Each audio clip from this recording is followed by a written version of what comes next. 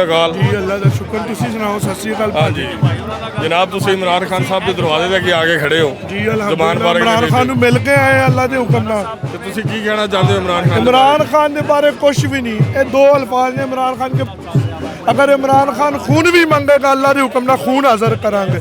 इमरान खान ने साढ़े वास्ते जन्नत खोली है, करतारपुर कॉरीडोर खोले। 100 लाख मावां दियां दुआवां इमरान खान, मगर इमरान खान कभी भी थले नहीं आ सकता अल्लाह के हुक्म नाल। इमरान खान वास्ते सिर्फ आई मेरे वास्ते पूरी जिंदगी 2006 तो ख्वाहिश है कि इमरान खान नूं मिलना, ते अज अल्लाह के हुक्म दे नाल इमरान खान मिलिया। आ देखो दिली खुशी। ਤੁਸੀਂ ਕੀ ਕਹਿਣਾ ਚਾਹੁੰਦੇ ਇਲੈਕਸ਼ਨ ਦੇ ਬਾਰੇ ਕੀ ਕਹਿਣਾ ਚਾਹੁੰਦੇ इंशाअल्लाह ताला 14 मई नूं 15 मई नूं इंशाअल्लाह इमरान खान पूरे भारत में इस्लामाबाद हलफ चुकेगा वजीर आजम का इंशाअल्लाह ताला। इमरान खान ਬੀਬੀ ਦੇ ਬਾਰੇ ਕੀ ਕਹਿਣਾ ਚਾਹੁੰਦੇ ਅਸੀਂ ਮਰੀਮ ਦੀ ਬੀਬੀ ਬਾਰੇ ਇਹੀ ਕਹਿੰਦੇ ਵੀ ਬੀਬੀ ਘਰ ਸੋਇਆ, ਤੇਰੀ ਮਿਹਰਬਾਨੀ ਕਿਹੜੇ ਕੰਮਾਂ ਨੂੰ ਪੈ ਗਈ ਆ, ਇਹ ਤੇਰੇ ਕੰਮ ਵਸਦਾ ਰੋਗਨੀਆਂ। ਇੰਸ਼ਾਅੱਲਾ ਖਾਨ ਆਏਗਾ ਪੂਰੇ ਭਾਰ ਨਾਲ। ਤੁਸੀਂ ਤਾਂ ਲੰਡਨ ਹੀ ਭੱਜਣਾ, ਤੁਸੀਂ ਤਾਂ ਮਾਂ ਦੇ ਜਨਾਜ਼ੇ ਤੇ ਨਹੀਂ ਆਏ ਤਾਂ ਤੁਸੀਂ ਕੀ ਕਰਨਾ। ਬੀਬੀ ਘਰ ਸੋਇਆ, ਅੱਲਾ ਦੇ ਹੁਕਮ ਨਾਲ इमरान खान आएगा। इमरान खान ਇਹ ਖਾਨ ਸਾਹਿਬ ਹੈਗੇ ਜੀ ਤੁਹਾਡੇ ਸਾਹਮਣੇ ਜ਼ੁਬਾਨ ਬਾਰਕ जनाब इमरान खान साहब के घर देके शुक्रिया जनाब। आप इमरान खान साहब के दरवाजे के सामने आके खड़े हैं, आपको कैसा लग रहा है? और मरियम बीबी जो कह रही है वो सच है, वो कह रही है कि मुझे तो BMW के बारे में कोई इलम ही नहीं है, तो इसके बारे में आप क्या बताएंगे? जी असी आए हैं ननकाना साहब तो आए हैं। सानू इमरान खान साहब ने अफतारी ते बुलाया सीगा। इमरान खान साहब ने किसी सिख मज़हब कोई ज़ात पात सकाफत किसी चीज़ में नहीं रखते। इमरान साहब कौम नूं इकट्ठा करना चाहते हैं। अगर पाकिस्तान च इमरान खान तो बाद कोई कायदे आज़म मोहम्मद अली जिन्नाह तो बाद कोई लीडर है तो इमरान खान है।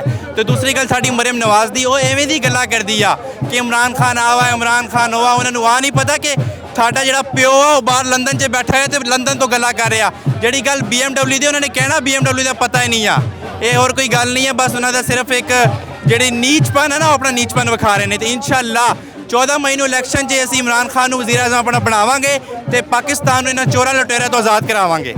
दूसरा वो कहती है कि मेरे दादा जी बड़े अमीर है सी, तो मियाँ शबाज शरीफ साहब कहते हैं मेरे दादा जी बड़े, मेरे बाबा जी बड़े गरीब इंसान सी। ये दोनों आपस ਦੇ ਵਿੱਚ ਇਹਨਾਂ ਦੇ ਅਲਫਾਜ਼ ਨਹੀਂ ਮਿਲਦੇ, ਇਹਦੇ ਬਾਰੇ ਤੁਸੀਂ ਕੀ ਕਹਿੰਦੇ ਹੋ? ਇਹਨਾਂ ਦੇ ਆਪਸ 'ਚ ਅਲਫਾਜ਼ ਰਲਣੇ ਨਹੀਂ, ਕਿਉਂਕਿ ਇਹ ਆਪਸ 'ਚ ਹੀ ਇਕੱਠੇ ਨਹੀਂ ਹੋ ਸਕਦੇ।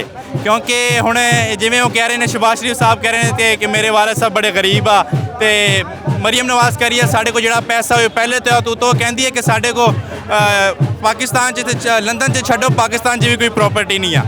ਤੇ ਜਿੱਥੇ ਵੇਖੋ ਇਹਨਾਂ ਦੀਆਂ ਹਰ ਚੀਜ਼ਾਂ ਮਿਲਾਂ ਮੁੱਲਾਂ ਜਿਹੜੀ ਜੋ ਜੋੜਾ ਪੈਸਾ ਪਾਕਿਸਤਾਨ ਦਾ ਲੁੱਟ ਕੇ ਲੈ ਕੇ ਜਾਈ ਜਾ ਰਹੇ ਨੇ। ਉੱਤੋਂ ਮਹਿੰਗਾਈ ਨਹੀਂ ਕਰਾਈ ਹੋਈ ਆ ਇਹਨਾਂ ਨੇ ਕਿ ਕੀ ਦੱਸੀਏ ਤੁਹਾਨੂੰ। ਸਸਤਾ ਆਟੇ ਦੇ ਬਾਰੇ ਕੀ ਕਹਿੰਦੇ ਹੋ? ਸਸਤਾ ਆਟਾ ਇਹਨਾਂ ਨੇ ਬਸ ਇੱਕ ਅਫਵਾਹ ਫੈਲਾਈ ਆ। ਉਹ ਆਟਾ ਨਹੀਂ ਆ, ਉਹ ਚੂਨਾ ਸਮਝੋ ਉਸ ਚੀਜ਼ ਨੂੰ, ਉਹ ਚੂਨਾ ਵਾ। ਪਤਾ ਨਹੀਂ ਕਿਵੇਂ ਦਾ ਆਟਾ ਉਹਨਾਂ ਨੇ ਬਣਾਇਆ ਹੋਇਆ ਵਾ ਤੇ ਐਵੇਂ ਗੱਲ ਫੈਲਾਈ ਜਾ ਰਹੇ ਨੇ। ਇਲੈਕਸ਼ਨ ਦੇ ਬਾਰੇ ਤੁਸੀਂ ਕੀ ਕਹਿੰਦੇ? ਇਲੈਕਸ਼ਨ ਇੰਸ਼ਾਅੱਲਾ 14 ਮਈ ਨੂੰ ਹੋਣਗੇ ਤੇ ਸਾਡਾ ਲੀਡਰ ਇਮਰਾਨ ਖਾਨ ਵਜ਼ੀਰ ਆਜ਼ਮ ਬਣੇਗਾ।